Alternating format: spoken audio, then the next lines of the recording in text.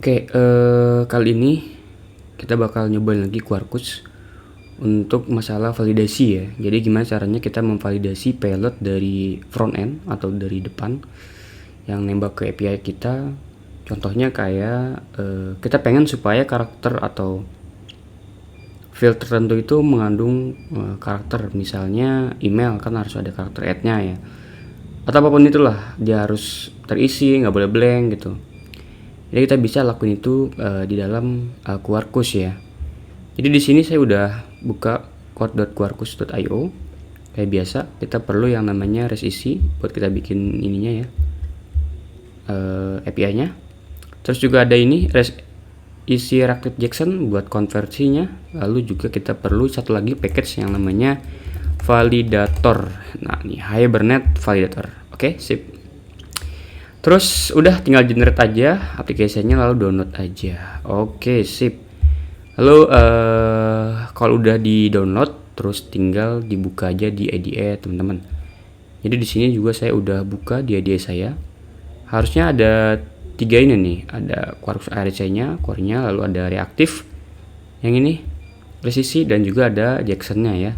Dan yang terakhir yang paling penting yaitu ada Hibernate Validator-nya. Oke. Terus di sini coba kita bikin apa ya? Coba nih gedein dulu kali ya. Ini kecilan nggak sih? Ntar. Nggak perlu ya. Aduh. Ntar aja dah. Jadi di sini coba saya mau buat satu DTO misalnya ya, DTO.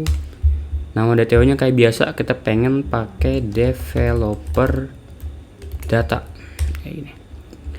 Tapi karena saya pakai Java 17 ya, harusnya dia udah support record ya, teman-teman. Kalau nggak ngerti apa itu record, intinya record itu ya buat DTO ya.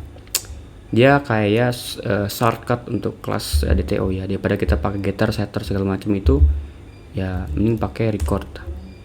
Dari Java 14 kalau nggak salah. Terus di sini tinggal kita main kayak gini. Oke. Saya perlu satu aja name atau dua ya, dua aja dah. Yang kedua adalah local date yang namanya certificate gitu. Oke. Jadi kayak gini aja, ada developer data lalu name dan certificate date. Sekarang saya coba bikin satu resource, namanya adalah developer resource gitu. Nah gini. Lalu di sini coba saya kasih path-nya adalah misalnya developer. Terus di sini ini saya bikin post aja, head post gitu. Terus saya bikin lagi dia akan nge-consume sebuah media data, media type ya, dot application JSON, dan dia akan nge-produce ngeluarin media type dot application JSON. Nanti dia akan masuknya ke accept dan content type ya. Oke, public. Kita akan balikin aja langsung developer datanya nanti ya. Misalnya store developer ya. Terus kita pengen ngasih developer datanya, developer data, lalu return developer data. Oh, ini kekecilan ya kayaknya ya. Segini ya. Oke nggak? Oke nggak sih? Oke ya. Oke ya. Oke, nanti coba kita jalanin dulu aja di sini. Saya pakai Java 17, ingat ya, bukan Java 11. Harusnya belum support di Java 11 itu pakai record ya. Kalau nggak salah 14 di support Java record ya. Oke, tapi kalau misalnya teman-teman Java 11 biasanya kita pakai Lombok ya. Itu lebih shortcut lah gitu. Tapi tetap nanti ketika dia di-compile, dia akan bikin getter setternya secara code-nya. Jadi anotasi itu akan di generate lagi ketika di build. Oke, udah jalan harusnya. Udah jalan nih. Apa ini yang jelas? Udah jalan di sini. Oke. Coba saya bikin endpoint-nya ya di sini. Bukan bikin endpoint sih, nembak ya kali ya. Coba saya gedein dulu. HTTP localhost 8080 developer tuh Lalu post bodinya, kalau dia kosong gimana? Kosong ya harusnya 204 ya harusnya. Atau harus juga apa-apa juga. Tapi kalau gini harusnya 204 nih. Nah, no content ya. Oke. Lalu saya isi misalnya name ya. Name Celeran.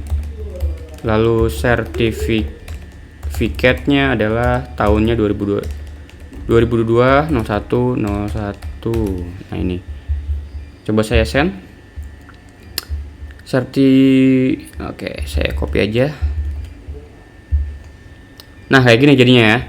Jadi dia akan balikin sesuai dengan yang kita input. Tapi kita bakal coba gimana caranya kita naruhin validasi ya. Gampang banget sebetulnya. Jadi tinggal gini aja.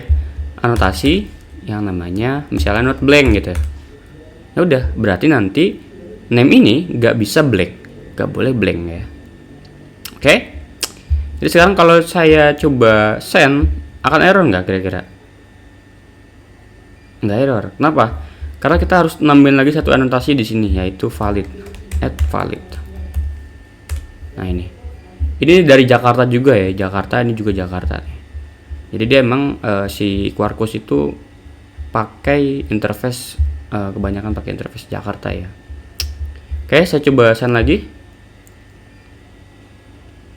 Bentar, kok nggak bisa ya?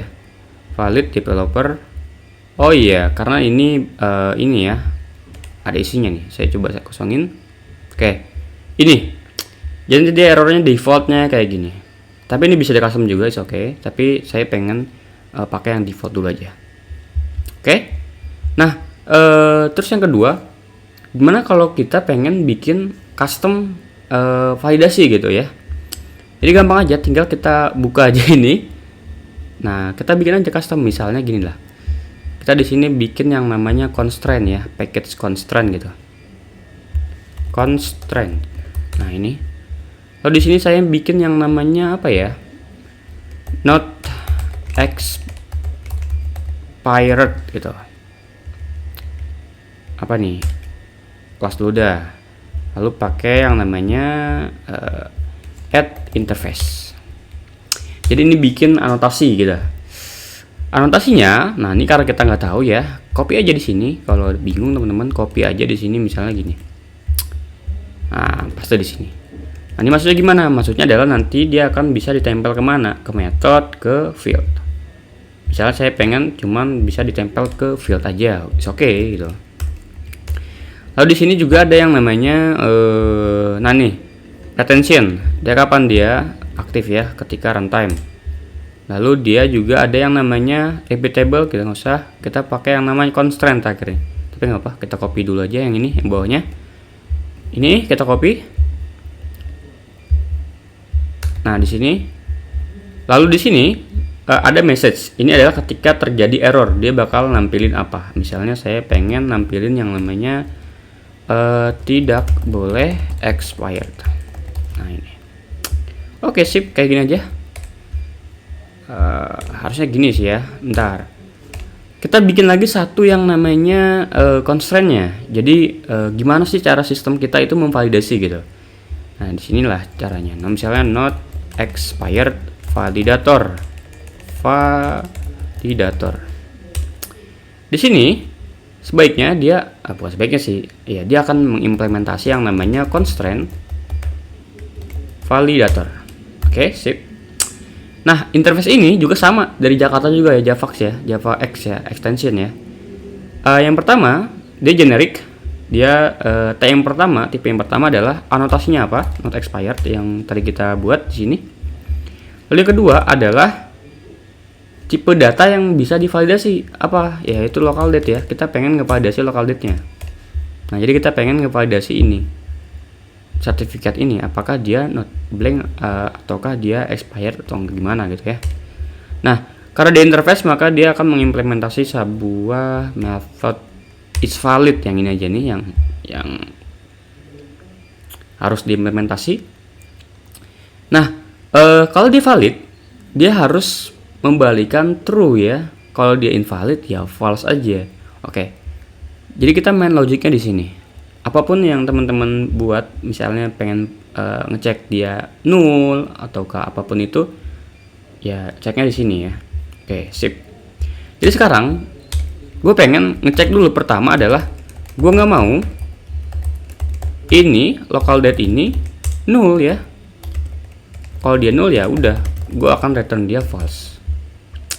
Lalu selanjutnya gue pengen dia itu tanggal dia input itu harus lebih besar dari tanggal hari ini. Jadi local date now itu harus is before local date kayak gini. Oke ya. Kalau dia kurang dari hari ini, berarti dia udah expired harusnya dong. Kalau dia lebih besar, dia harusnya belum expired. Oke, sip. Ini kita akan tempelin ke not expired ini. Jadi yang namanya constraint validated by not expired validator. Nah, yang tadi kita buat di sini. Terus nempelinnya gimana? Nempelinnya gampang, tinggal kita taruh aja di sini not blank.